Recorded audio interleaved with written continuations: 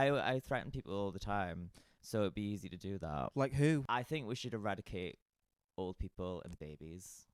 Why old people? Because it was a bit too slow for me. Hi, it's me, Viola. Nice to meet you. I'm from Queen of the Universe, Season 2.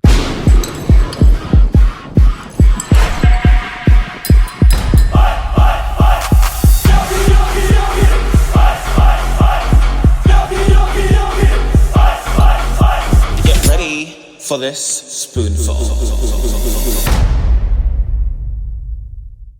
Hello everyone, this is Actavia and welcome to another episode of The Spoonful. So I know you're probably a bit worried because I do have a weird alien sat next to me, but this weird alien is someone that hates shitting in a Weatherspoons. She is a quirky diva. She is a fan favourite, some might say, and she is an incredible seamstress from Drag Race UK Series 7. It is Sally TM. Hi. Are you going to do an alien voice the whole time? Oh, wait. So we were getting ready, and what was the sound? Was that the sound you were doing? It was, I love TikTok. I think TikTok is so fierce, and the divas and the dolls on TikTok just serve it up so brain rotty, and it's like all I keep thinking about is like the weird alien TikToks where they're all like they just make noises, and I'm like, Mama, What weird alien TikToks? mine? Yeah, actually, I would be scared to see like what's on your For You page. I feel like my For You. Mama Rue's gonna kill you. Sorry, mother. She's gonna die. She's attacking Sorry, us. mother. She loves us. so She's we can't attacking do us with that. the grave. She's coming for us. I live, laugh, love. It's kind of like weird because then it'll go from like serial killer murders to like me as a baby, feeling very maternal to the Roblox pill baby. Right. And very very fierce. Love being alive. I just know throughout most of this, I'm just gonna be sat there being like, yeah. Yeah. But how are you? Obviously, so you've just been eliminated. We will talk about Drag Race, but actually, before I start, have you actually watched any of these? If you haven't, that's fair. I have, yes. Okay, so you obviously, just in case you're new here, the premise of this is just to kind of get to know the guests a little bit better. So I do like to start from the start a little bit, and just have a laugh while doing it. I love laughing. Thank you so much. You're such a dweeb. Thank Okay, you. so you're obviously a bit of like a personality. You're a bit eccentric, and you're honestly, in the loveliest way I can mean it, a fucking weirdo. Have you always been like that? Yeah, I when I was a child, I actually used to pretend that Shakira and David Beckham were my actual parents, and that we used to live in the McDonald's attic in South Shields. McDonald's attic. Yeah. I used to pretend that the upstairs toilets was actually my house. And my mum and dad were like, "Oh, this one's special, I think." Wait, so why Shakira and David Beckham? They were never together, were I they? just thought they were fierce. I was like, because my dad, to say it was indoctrinating sounds like it was really bad, but like my dad is obsessed with football. Okay. And I think, the binary thing for a boy was to do football. So I knew of David Beckham, so I was like, he's cool. Like, also at the same time, for those of you back in the day, like late 2000s, early 2000s, David Beckham would change his hair every single year, basically. Would he? And yeah, he would. He changed it every so often. And I remember he had like dreadlocks. He had like very long hair. He buzzed it all Not off at wow. one point. Mama, like it Not was like that. that's drag. That's drag. Wow. Mama, that was drag. And it was like the most. It's like he's like a little bit like he loves his hair, and it's like, girl, what? Like hair, football, bit gay. And my favorite artist at the time was Shakira. I love Shakira. Okay. Love Shakira. What's your favorite Shakira song? I have to go with the classic. No, don't have to go with the classic because I'm Sally TM. I like Loca. What's that one? Loca. And then it's like with Disney Rock. You just sing the title. Loca. That helps. Would it be something on the radio? Like, is it niche? No, No. well, it wasn't like in the late 2000s. It was on 2010s because it wasn't 2010s. It was late 2010s when it came out, and she did one that was Spanish with a rapper that no one heard of apart from the Latinx community probably, and Dizzy Rascal. Oh, okay. I Yeah, know Dizzy Rascal. That girl is a nutter. Hot up when I touch her. She can caliente. I be Yeah, I don't know the rest of Chicken it. caliente. Okay, That's so soy sauce in your panties. you what? What? Sisters in your panties? Have you not heard that? That's not soy sauce in your panties. No, You didn't watch season 4 of Drag Race US. I have, but I feel like that was yonks This ago. group is summer girls, little lady boys and girls, Yeah. and then it's like Chicken Caliente pops up, and it goes, when I listened to Lady Boy by Rupaul, I had to say, mistress, that's not soy sauce in your panties. I do not remember that at all. What's the context behind that? They were doing like, the challenge was that they were selling Rupaul's albums. The challenges on Drag Race, like in early Drag Race, was absolutely mental. Like, bring the wrestling one back. We do, yeah. We would Bring need the wrestling one back. We need physical altercations within Drag Race UK because I We feel like do. it's a bit too feel good. We're not playing Bake Off here. We're playing with fist.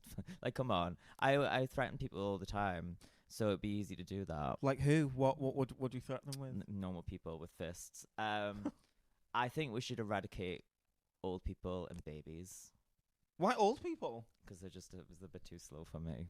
Fair. Are you a really fast walker? I'm a really fast walker.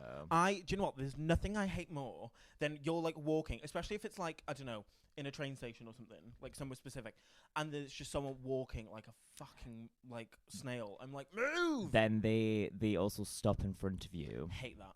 Hate Like, that. they'll Like, I get will the boot you in the face. 5 steps off the train and they'll stop in front of you. Passy and I have this conversation a lot. So Passy's from Dalston in East London, and everyone, like all these like old maiden type of people, Yes. they all have like these little trolleys, like the nylon bag trolleys. Yeah.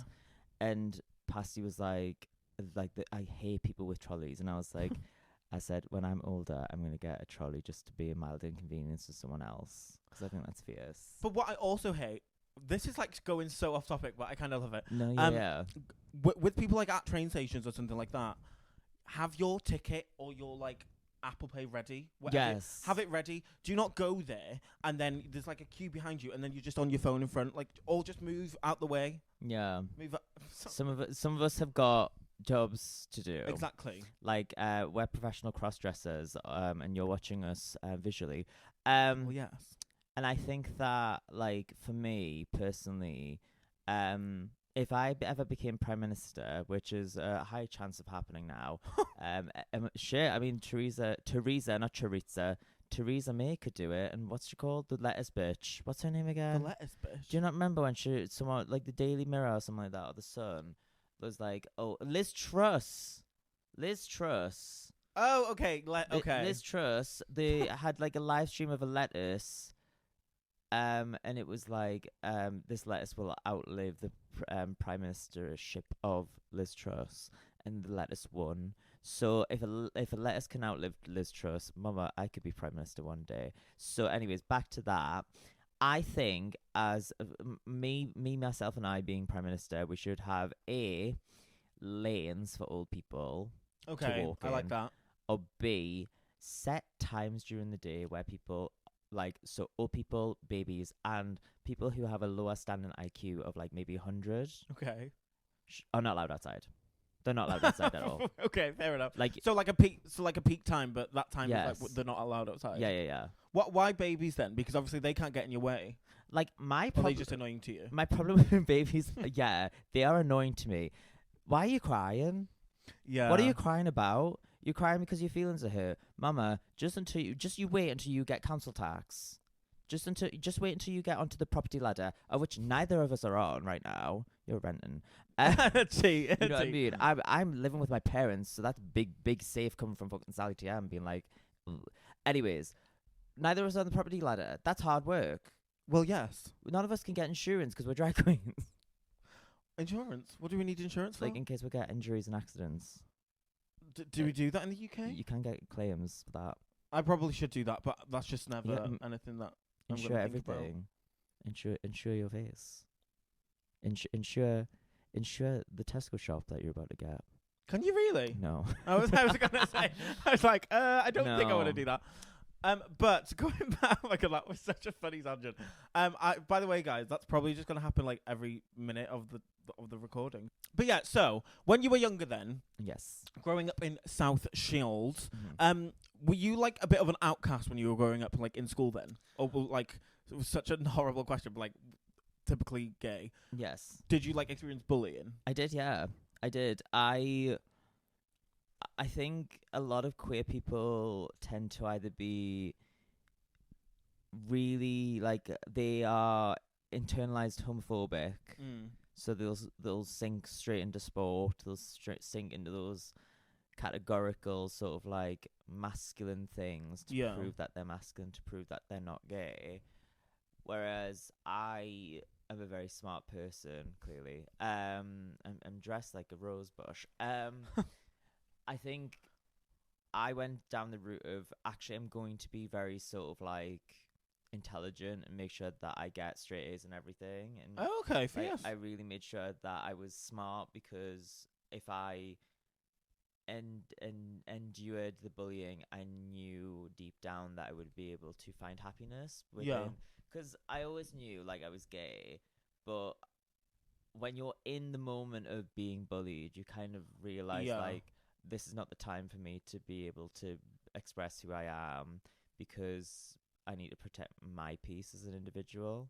I think thinking now as an adult, you're like, oh, the reason why I didn't come out until I was 18 was because like I didn't want to be in those positions where people didn't like me for who I am. Yeah. And it's like, I think it's a desire for a lot of humans to be liked. And I think that one thing that in particular we all share as queer people is that we intrinsically go through these things where people are not going to like us. Oh yeah, completely. They're not going to like us. And it's like these values that, you know, late 2000s, early 2010s were changing. It was shifting so fiercely. Yeah. First season of Drag Race came out in 2010. And I think that really sort of like opened up a progression route for all of us. Oh, completely. To be able to be a little bit more progressive towards who we actually are. So for me, being able to endure it by hiding my queerness within book smarts was, I think it was just an easy, accessible route for me. So, did I hear that right? You came out when you were 18? Yes. Oh, okay. See, like, I know that's like such a typical like what's your coming out story that I ask on every fucking episode. But the only reason I ask is because like obviously the people I have, such as you, like we're from such different places. Yeah. And it's like so interesting to hear like other people's stories, because I was like 12, so it's not that you were like 18. Yeah. It's like it's just mad. So how did you come out, and like was your family like all right with it and everything when you did? I think it's like, for me, I always knew, but like it was hard to admit it. Yeah. Like it's hard to say like I'm gay. Like it was really hard, because even during the time as well, it was again mid 2010s. It was around the time where like YouTube was getting big. Oh yeah, with all the gay YouTubers and stuff. Queer YouTubers, stuff like that. Then with that came the rise of sort of like quite homophobic sort of stuff, like someone video recorded them coming out to their parents. Yeah. And then the parents said, you've got 15 minutes to pack up all your stuff and get out of this house. And this was online? This was online. I've never seen that. So that, like, it was around, because we've got 6 years difference between us. Yeah. So you were probably still living it up with your brat dolls at the time. Well, yeah. Whereas I was like terrified. And I was like, this video just was embedded in my brain. Yeah. And I was like, I cannot stand the fact that my happiness hinges on the relationship between my mother and my father. Yeah. And also my other like family members as well. So I sort of kept in my secret. I kept in my truth. Ew. I'm trying to find words that are like not cringe as fuck. No, honestly, I'm listening to you and I'm like, you're just so good at like speaking and articulating yourself. Thank you so much. You'd be surprised on the show. They really said she's so silly girl. She's so silly. She so says things and she's lol, ha ha ha. And I'm just like sitting there like, actually, I do have a brain in my head. See, book smart. Book. I love saying things. But so okay, it's that video embedded in my brain. But then I did GCSE level art, no A level art, Oh, okay. And one like during our exam we would get a word. We would get words in an exam booklet, and our final grade hinged on like these words that were like relief, something else, and mine was like tension. Oh, okay. Yeah, I see what you mean. So it was like there was like little like words that we had to pick, and we'd have to go up to our teachers and go, right, okay, I'm gonna do this. So I decided to go with tension because it's how I feel like queerness is. Like it's quite a tense conversation to Oh, have, completely. because like if people don't understand who you are, they it's tense. Like it's like, well, I will never understand who you are, and it's like, oh god, like mama, this is like someone who hasn't got education. Yeah. So for me, my A level art was an exploration of being queer and identity, of how I like utilize my art to kind of like express my creative identity. And I've in tandem with that, I was experiment with drag. Yeah. Like at that time, I think I won Tumblr's Drag Race Cycle 8. Lol. I was a winner, baby. I won a lot of online competitions, and for me, I was like, I'm going to showcase my joy for drag Yeah. with my art exhibition, art exam. And then my teacher came up to us and went, I just want to like not push you to do this, but I think you should tell your parents like who you are. Yeah. And I was like, if that's the push in the right direction, then I don't know what is. So I couldn't verbalize I'm gay. Like it's so funny because like when we're kids, we're like we just can't verbalize these things. Yeah, because it's petrifying to say those two words. Yeah. So like I was like, right, how am I gonna say this to my parents? I wrote a letter. Okay. I wrote a letter, and it was like, I've been doing drag for the past 2 years now, or like past year or whatever. Oh, sorry to cut across you. So you were doing drag like while you were living with them, but Yeah, they yeah, did. yeah. Oh, They didn't okay. know. They were just like, I don't Right. like, are you just playing face paint? And I was like, yeah. Right. Okay. So like I was just practicing with face paints. Yeah. But it wasn't face paints. It was me Yeah. practicing drag. So, and then they wouldn't, like they wouldn't know, but then they did. Like I said, I was like, oh, I'm gay and I do drag, and my mom was like, we knew this was gonna happen. Like my mom was just like, oh, we knew. Yeah. Like we this is not a surprise to us. Like it's like we knew immediately. Like your truth was like it was like when I was 4. Apparently, I used to go into the body shop, and it used to get that when the body shop used to have people who did makeup tutorials and stuff. And someone did my makeup, and then my dad had to go run around trying to find us. They found us in the body shop in this chair, and I was like, funny enough, I hate glitter, but I was like in the the what's it called, the rearview mirror, just going like this in the rearview mirror, trying to catch the light with the sparkles. Oh, that is so When I was cute. 4. So like my mom and dad knew I was gay. Yeah. So it was just nice. Like it was That's I so was like cute. just a little bit of like a thank God, sigh of relief. Yeah. Finally. And then I got a C in art, so I should have got an A, but I didn't. But yeah, I just did like my queer journey's always been embedded with art. It's so funny. It's so strange. I just think that's like so fab, and like I've never heard anyone come out but also come out as like a drag queen at the same time. Yeah. So I feel like coming out as a drag queen is in its own way like a coming out, because some people like are fine with your child being queer or gay, whatever it is, but then when you say that you do drag, that then sometimes causes them confusion, or they don't like it or whatever because they don't understand it. So I've never actually heard someone come out as queer as well as drag at the same time. So that's like a gorgeous little story. I think so. Like it's so funny because like when you talk about coming out as a drag queen, I think during that time as well, people have an exceptionally warped personality of what drag is. Yeah. Like they say that it's like you're trans, or you know you're cross dressing, or you know they have specific labels in their head that is not entirely what you do. Yeah. And it feels like you have to explain yourself all over again. And it's like I think it's so interesting as queer people because a lot of the times like some people go through like 3 phases of like coming out. Yeah. Like, I know a few queens came out as gay, then they've came out as drag artists, and then they came out as trans. Yeah.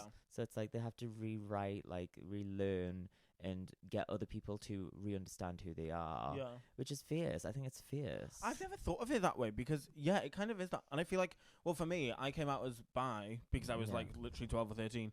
And then I don't think I ever came out as gay, but, like, I started telling people, like, yeah, I'm gay, blah, blah, blah, when I was probably, like, 14, like, a year later. Yeah. But, yeah, I've never actually thought about it for, like, that people have different... You have, like, multiple coming outs. Most people do. So that's kind of crazy. It's But fierce. you've obviously just mentioned that, and I know that before we get onto specifics, like, of drag and Drag Race and all that, you are obviously an illustrator. I am. So, did you do that as, like, a full-time job before you went into drag as a job then? Yeah, so like drag has always been a hobby to me. Okay. Like it's always been a little hobby to me. Sally TM is my character. Like I'm the artist behind Sally TM. Yeah. And Sally TM, between the origin of Sally TM on The Sims 3 to now, she's actually like my muse, I would say. Like Okay. I used to illustrate her so much, and like she used to be like my original character, like trainer for Pokemon. Oh, okay. So it's like she would be the Pokemon trainer that I would, because I used to do quite a lot of competitions illustrative wise. Okay. I want to get better at illustrating, so I was like, I'm gonna do loads of competitions. And I used to do original character tournaments on DeviantArt, and I made this character just like a little brat, like horrible ratty brat girl who would like every single, like, because there was like competitive rounds that I would advance. Obviously, I did well, lol. I would advance in every round, and I would change the costume of her. Okay. And then people would be like, "Can you please like not make it so like difficult to draw?" And I'd be like, "No, never, Never. So it's like I really enjoyed my illustrative like prowess with drag. But yeah, like I worked full time as a motion designer. I love drag and I love animation more though, because it's like I really enjoy animation. It's like, you know, you tell a story, and I think that it allows you to Yeah. kind of like drag is like a film, like a performance. It's art is so interesting because it's like you're telling a story regardless of what medium it is, whether it's music, performance, or design or art. Like it Yeah. really is sort of like a founded thing of like telling a story and telling a perspective that not many people live. God, sorry, I'm listening Sorry. to you. No, don't even apologize. I'm literally listening to you, and I'm like, oh my god, like, because I feel like our conversations have always just been like, like, what's the word? Like on the surface, like, Yeah. how's Drag Race? How's life? Fierce, boots, yeah, fierce drag. so like, actually listening to you, and I knew you were always like really clever, and like Thank I've you. listened to like I was cleaning the flat the other day, I think, and I was listening to one of your Elimination Oh, press the press things. is Yeah, it, sorry, yeah. fucking hell words. And I was just like, oh my god, this bitch is like just amazing. Thank you. Before we get into drag, obviously illustration, we've just spoke about that. But I want to know, how did you get into illustrating for some of like the Rue Girls, specifically like Teresa? How did you start doing that then? So I met Teresa during viewing parties. Like she did the season 1 viewing parties at a bar in Newcastle called Billy Bootleggers at the time. Billy Bootleggers. Yeah, that is such a funny name for a bar. It's still a place as well. It's Camp. so camp. It's really fun. And I knew she was an illustrator. I've seen her work before. Like she is such a fierce little illustrator. And then she started like getting to know me, and then we started following each other. And then she understood that I was an animator, and she went, "Oh, gag!" Like I've because like we within sort of like surface level conversations that we had Yeah. before we actually became friends, she would go, "Oh, so what do you do?" And I was like, "Oh, I'm a uni student. I do animation." And she was like, "Oh, gag, okay." And then when she got on Drag Race, she messaged me and she was like, "I have a little job for you if you would like to do it." And I was like, "Yeah, sure, let's talk." And she was like, "I did the fisting accident short film." Okay. Yeah, she told me that whole thing. Oh my god. Okay, amazing. So I did the fisting accident short film that's on her YouTube, the first one. And then I did a lot of her performance visuals for season 3. And then small YouTube videos that she was doing, like vlogs. And then I worked collaboratively on work with her for UK versus the World too. and Yes. a puppeteer called Joni Crump. She created the puppets, and I just stop motion animated them. Because my bread and butter is stop motion. Like I really Okay, enjoy yeah. stop motion. It's such a fun, like quirky little thing, and I think it adds a bit of charm to everything. I was gonna release a stop motion film, but my hands were tied. This is a lot. Drag Race is a lot. Drag Race is a lot. So, Yeah. do you know what? Let's just jump right into it. Yeah, Drag Race is like a lot. Like, I feel like even now, like, I've been on a year, it's been a year since, and there's so many ideas and things I want to do, but then it's like, it's months before I get to do them because I'm just like, whenever I get the chance, I'm like, I just want to rest. Yeah. So how are you finding it all? Because obviously your season's still airing. It's current. It was just the. What just happened? What was it? Oh, the musical. Yes. Sorry. Yeah, it was just the musical. So how have you found everything so far? I find it really interesting. Okay. Like, I find it there's positives and negatives in it. Yeah. I'm a very homebody type person, so the whole sort of like, come here and do this, come here and do this, come here and do that, and I'm like, oh, the killer. So for me, it was like, I'm gonna make sure that this is down as well because it's pissing me off.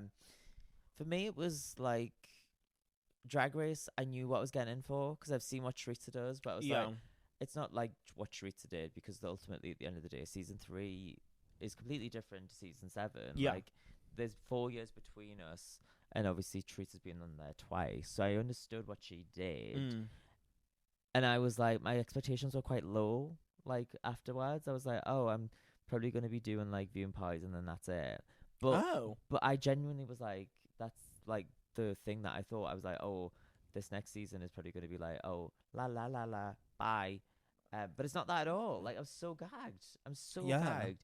Like, the opportunities are crazy what I've been able to do. Yeah. Like, the fact that I've been able to visit, like, Belfast, for example. Belfast is so cute. It's crazy. Belfast is so cute. The queens there are so lovely. Like, easily, like, because I had a ranking system in my head of, like, where I think Fierce Drag is. Manchester, Fierce Drag. Well, yes. And Belfast has really gone, like, in my top 2. Yeah. Like, really fierce. Top 2, top 1, maybe. Because it's like the queens there are so lovely. No, they are so, like, when I went to Belfast, I think I've only been there one time. Yeah. And then I went to like the Maverick and everything, and I was just like, oh gag. Yeah. the queens are so lovely, like so lovely. Yeah. And that was the first time I actually met Elle before Did you? everything came out. Gag. But obviously I knew, and I was like, hi Elle. Hello. Hello Elle. But wait, what was my question? Oh yeah, how have you found everything? I found it like I've found everything quite like it's been quite intense. Like I enjoy the intensity though. Like I love like I mean you know me, like a 3-hour sewing project is my favorite thing to do. So like I will happily make an outfit for something within 3 hours if I have to. And you know like I just enjoy how much it's kind of like made me think like right, okay, I can do more, and I can do things that I didn't expect that I could do. Going through Drag Race is a lot, especially like in the first few weeks because you're still trying to navigate everything. Yeah. And I know that you've briefly spoke. I don't know if it was on the season, the Meet the Queens, or where, but I know that you've also expressed that like you are a type 1 diabetic. Yes. So like, has that made it like so much harder for you in some ways?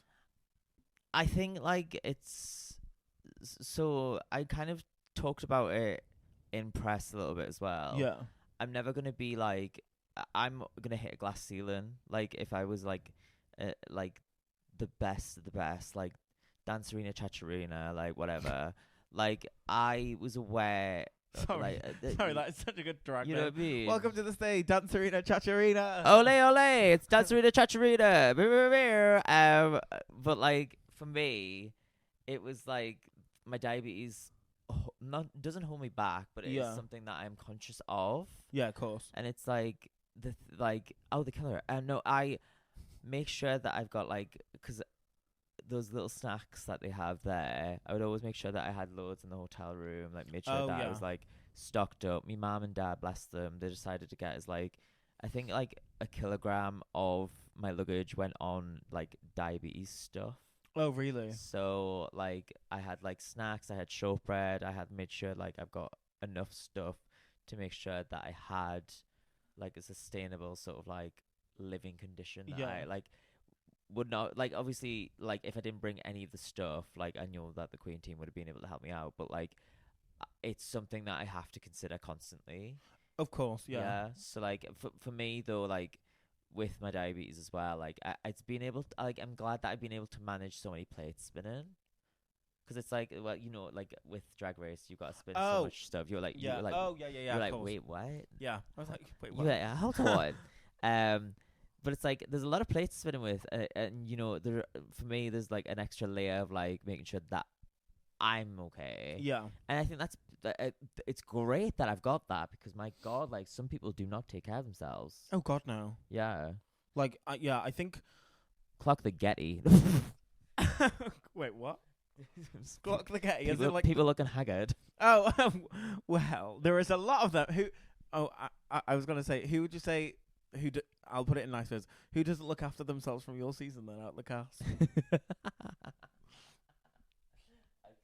Pasty, I don't know. Oh my God. Okay. I fair. would say pasty. Oh, that's mean. She's not Get even my some friend, sleep. and I'm like, fair. Get some sleep, pasty. To be fair, even She though did turn around on Saturday. Sorry, she did turn around on Saturday and say it. She said, "Sally, I need more sleep. I need more sleep. I just can't stop. I just can't stop being awake." And I was like, "What the fuck is wrong with you?" one thing I fucking adore about you is the way that you will impersonate your sisters. Yeah, I do. So, quick question. I'm not Yes. going to go through every single episode with you because I feel like we would be here forever. yeah. You've got a gig to get to. Oh shit. What is it? Oh, yeah. Yeah, I was just checking the time. And you've got a gig to get to. But one thing that you always quote is, "This is the worst day of my life." And what else is it that you quote? How am I supposed to lip sync with a stump? And if you've not guessed, guys, that is, of course, Viola. What is it so much that, like, amuses you, and what makes you obsessed with quoting Viola? You know what? It was when we were on the bus. Okay. We were talking about oh, who did you all like know before this? And everyone was like kind of gagged that I knew Viola before it, and I was like, well, girl, I know all of you, but like at the same time, I wasn't gonna tell you all that. Yeah. And for me, I remember my first gig ever in Manchester was Albert Schloss. Oh, okay. With Whiplash. Whiplash got me the gig. Thank you, Whiplash. Love you. And we went to Filthy Gorgeous afterwards because it was on a Tuesday. Yeah. And we went upstairs in the Brewers beforehand. Two Brewers. No, the Brewers. The Brewers. Yeah, Brewers. So we went upstairs in Brewers beforehand, and Ali Devi and Ramona were there. It's the first time I met Ramona as well. So Ramona was like, "Oh, I know who you are." But then I heard the most tantalizing voice ever. "Hi, it's me, Viola. Nice to meet you." And it's like it's just like I hyperbolic that in my head when I said to the girls. So it was something like, "Hi, it's me, Viola. Nice to meet you. I'm from Queen of the Universe, season 2." Did she say like that? no, Is that how she did not introduced say herself? it. She did not say that. Okay. It's just in my head. That's how it sounded. Okay. So like, like it's like when Basti says something like, "I'm making spaghetti carbonara," I just think of like a child being pushed in a pram. Yeah. Where's Viola? I just feel like she's very much like, "Oh, it's me, Viola. Nice to see you again. Hi, babes. Babes, come to my show. Come to my show. I'll play the violin. I play the kazoo as well." I just find it so amusing because not only is it just stupid because I think I've seen a clip of you quoting it in your press interview again, but also because you're fucking great at doing it. Thank you. You're great at doing Thank you so much. So I won't speak about episode 1 Yes. because I feel like episode 1 was episode 1. Episode 1, I was But safe. Episode 1, I was in the top 2. Episode 3, I played it safe. Come on, Mama Roo, let's dance together. Love you, Bailey J. Mills. But episode 2, wait, I'm Claire from Step, sorry. Episode 2, you of course did. It was of course a sewing challenge. So when you were told it was a sewing challenge, were you like, "Oh, I've got this in the bag"? No, I heard the lip sync song because I don't know if we can say this during a specific call. We get asked, "Oh, what like song? What divas do you like? What do you lip like to sync perform? Yeah, what do you like to perform to?" And I was like, "Anything Sophie Ellis-Bextor. I love her. She's an icon." So when I heard that Sophie Ellis-Bextor "Heartbreak Make Me a Dancer" was the top bop 2 lip sync, I was like, "Oh, I see where this is going." Oh, did you think that? I thought I was like, because I just had this feeling in my gut, my stomach. I was like, this is the episode that I win or go home on. Like, that's what I thought. Because like I mean, again, I kept saying it during press as well. Yeah. My expectations were on the floor because I was in the room with these people and I was like, oh, mama, these people, you know what I mean? Like these people are face drag, but like also at the same time I was like, I'm also here, but like I'm just baby. Like I was like, take your daddy daughter to work day kind of vibe. Like I was in the pram going, mama, look at the makeup. Okay. So for me it was like I wanted to do well. Yeah. Like it's like you don't go to Drag Race and go, oh, I want to try my best and I want to be friends with everybody. No, you're there to win. Yeah. You're there to win. You are one of the 12 people who are there to be like, I'm gonna win this. Yeah. Like you've got to have that mentality of like, right, like this is what I'm good at. And I'm here to do good. I need to do good. And I was like, I said to Tyrus, I was like, I preferably will be wanting to be in the top this episode. It was probably the first time that I was like, oh, I'm scared that I'm not not being like, I'm scared that I'm going to be in the bottom. So I was like, I ideally want to be in the top, otherwise this is going to be a shit show. Right. And I kind of gathered from the situation that we were having regarding the most I was gonna say most haunted, most annoying now on Channel 4. I was like, okay, like this is either gonna make or break Viola this challenge as well. Oh yeah. So like I already scouted out who I thought was going to be in the top already. I was like, it's going to be Celexa, Viola, and myself probably. Oh, okay. So that's what I thought. And then I finished my outfit, got it on, and the amount of people that were like, Sally, this is yours to win. I was gonna ask you that when you got when you seen your look compared to everyone else's when you were waiting for the runway, were you then at least like, oh, I've got this? I walked around and I was doing that quite a lot. I did quite a lot to my sisters because I was like, I love the design challenge. It's my favorite one. And what did you think of my look? Wasn't it great? Heartbreak made me a dancer. No, carry on. Sorry. I sometimes think about that. Like, why did you let Sahara give you that wig? No, it was Kieran. Was it Kieran? Yeah. Oh. Yeah.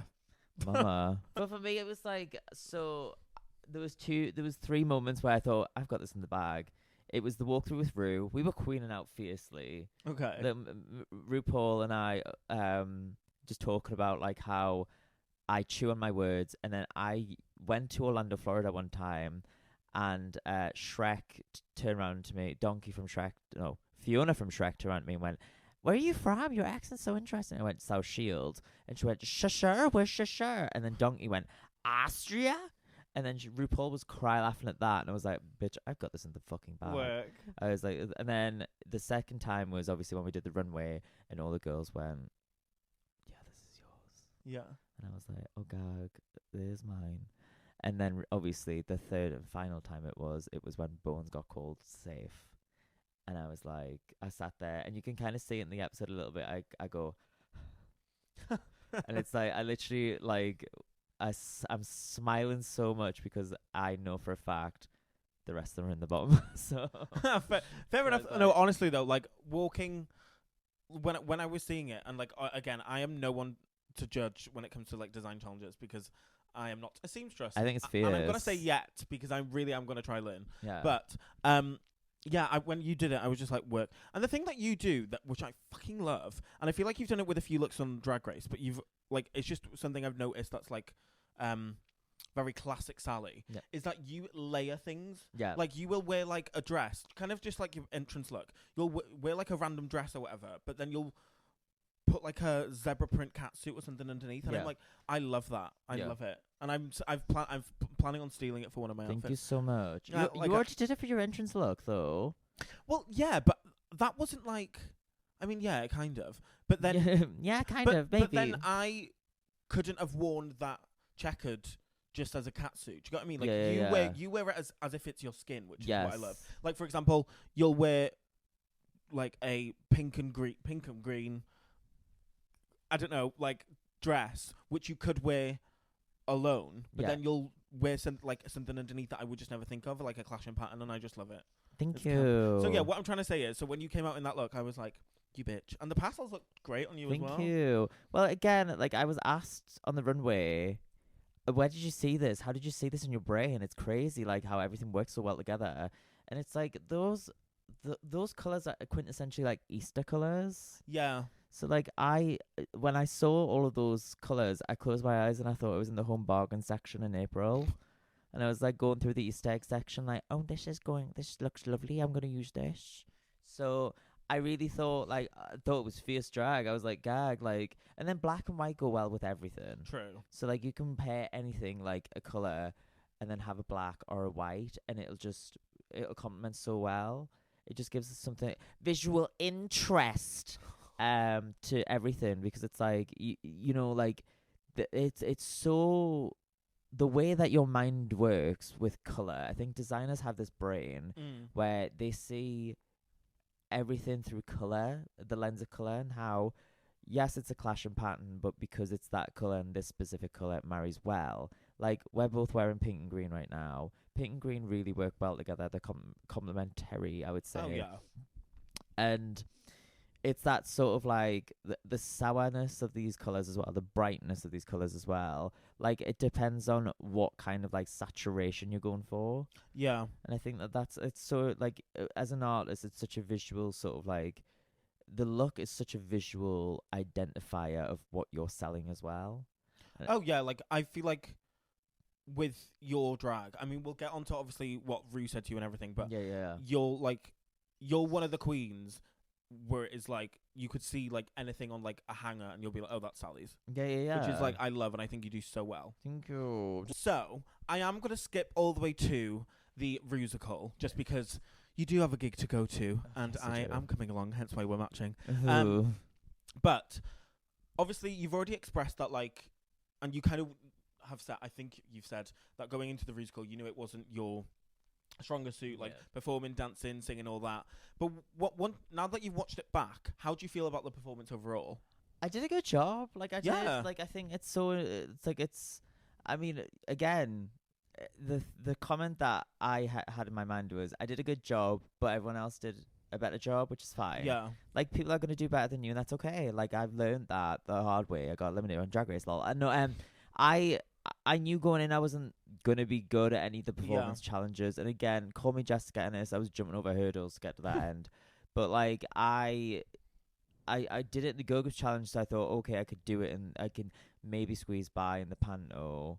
But like, I mean, whatever. Like, it was fine. I was so happy. I'm glad, because like honestly watching it, I was like, it could have been like anyone and no one, because and I feel like that's the pattern with like the UK seasons, is like the musicals are always so good. Yeah. And like, not to make it about me, but like I'm just trying to be relatable. No. But like, I relate to you on that, because when I was watching mine and like being there, it was like nobody did bad. Yeah. But then like, it was just a case of the arbitrary thing of like, you've got to have someone who wins and someone goes home. And I think that's important. Like, Drag Race is so arbitrarily, like, it doesn't matter. Like, you could do amazing in a challenge and still go home. Yeah, exactly. But it's that arbitrarily like placement thing that's next to your name on whatever fucking website it is, that you think it haunts you forever, but realistically you watch the episode and go, oh, I actually did a good job. And I feel like it's always better to go out in when you've done good in that type of circumstance, unless other than like you're in your head, you've done really bad, and then you go home, because then that way you can have like a poor outlook of your experience and how you've done, and then you can just kind of be like self-hating. Yes. You licking the microphone? No. No. But so obviously in the critiques you had Rue say that they just basically just fucking loved you, that you're one of a kind and everything, and that just praised you. I'm gonna praise you. Which honestly, rightfully bloody so. But how, I know it's such a broad question, but in that moment, how the hell did that feel? It, like, I tried so hard on the main stage not to cry ever. Like, anytime I got like feedback from Rue, I was like, you're not gonna break me, you fucking bitch. Like, I did not want her to see me as in a vulnerable state. Despite, obviously, yes, we do know that she's producing the show. She'll see it. Yeah. But, like, the moments in the workroom where I'm crying myself to sleep. Because that's sometimes I did that. No. Same. But you know what I mean. Like, it's like, for Rue to say that, I felt quite genuine and quite like, I like at that point. Yes, I knew I was going home. Yeah. Because it was like it felt like she was trying to get it all out before. Yeah. Because it was, I think, it was crazy. It was just crazy. And it's the fact that, like, again, my drag career has not been the most successful, shall we say. Right. Like, I've encountered quite a lot of failure in my drag career, I would say. And I, at one point, decided, like, maybe I should just give up this, because it's not, like, sparking any joy, and I'm not really getting anywhere, because, like, it's just the failures have all sort of, like, added up, and, like, I've kind of, like just burnt the bridge that could have made me a superstar. But I kept going, and I'm very happy that I kept going, because I was able to get the lovely little response from Aru, and she can come to Newcastle anytime. Just make sure that you wear a coat, Ru, because we'll be going to Primark. Because what are courts for? Shoplifting. Sorry, that came to my head. Because I know Rue loves that quote as well, doesn't she? Yeah. She fucking loves that quote.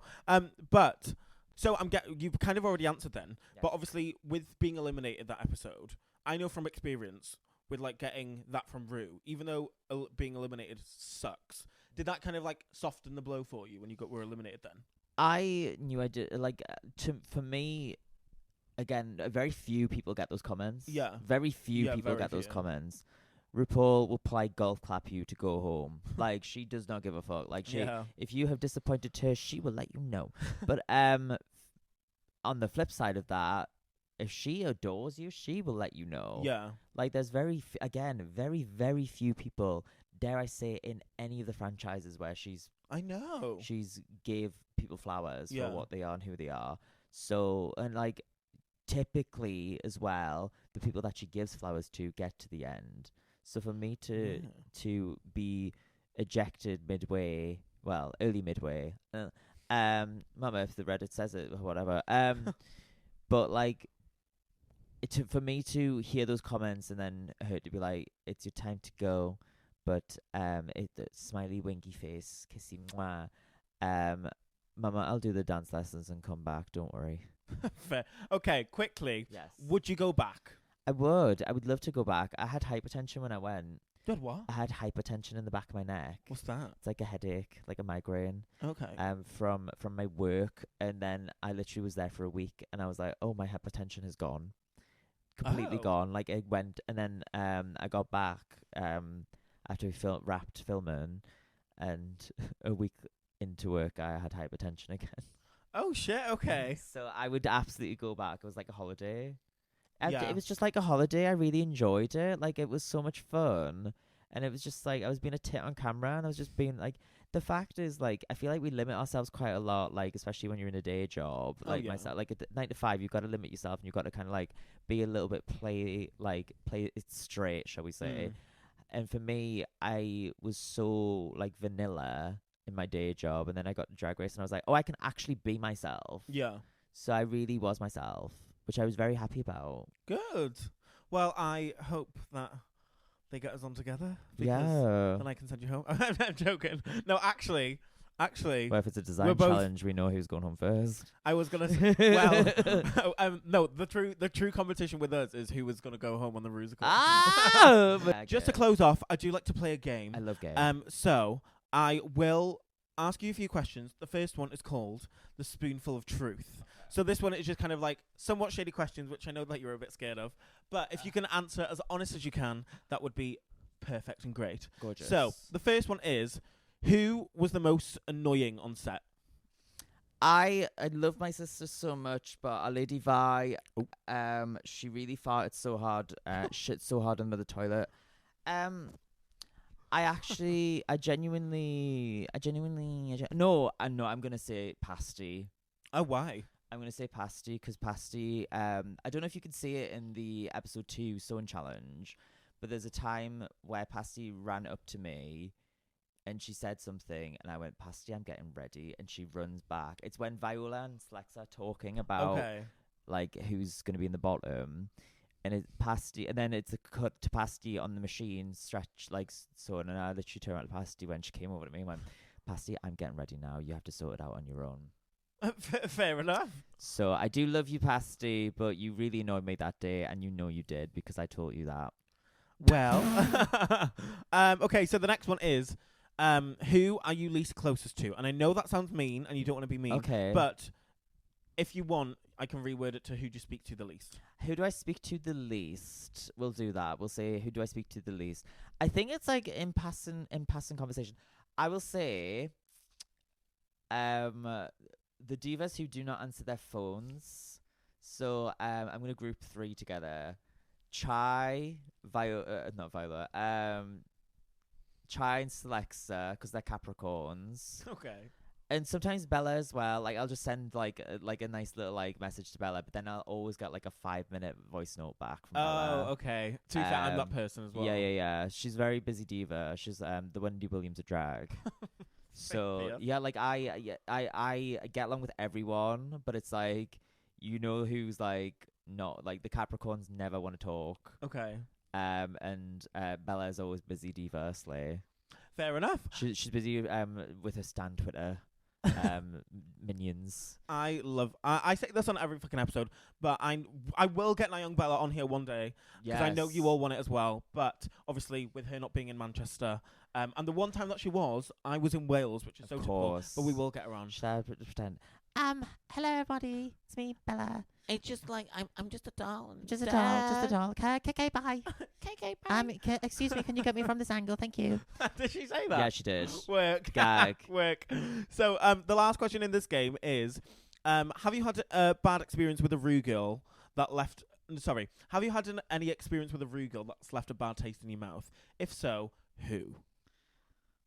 This is so hard because I actually don't want to talk to any of them. No, I don't know. Like, I really haven't had... Okay. Because at the end of the day, if someone is an arsehole, I'll just go, all right, then whatever. Yeah. But it's like, I don't have really any bad experiences per se. I think it's like experiences that I've noticed is usually... And now that I went through Drag Race, I understand why kids are like that. Kids. Not you referring to the fellow Rue girls as kids. Fellow Rue girls, hello, you children. But I understand how stressful it is. Yeah. Like, now I understand it's like, oh, you literally, like, what was it? I was at a viewing party and I was getting, love my drag family, but I was getting scolded because I was on my phone. I was like, I have to actually post, like, my pictures because I forgot to schedule it. So I was like, I felt quite rude by doing that. But, like, I was like... You need to post it. It's some people may say that is rude and obviously have a bad taste in their mouth. But I literally am like, girl, like, if I don't put my shit up, like... People are going to be like, oh, she's not worth the time and energy. She's not on the gram. She's not on the trend spot. But yeah, like I don't really, also like, as much as they don't know who I am, I don't really know a lot of them. So.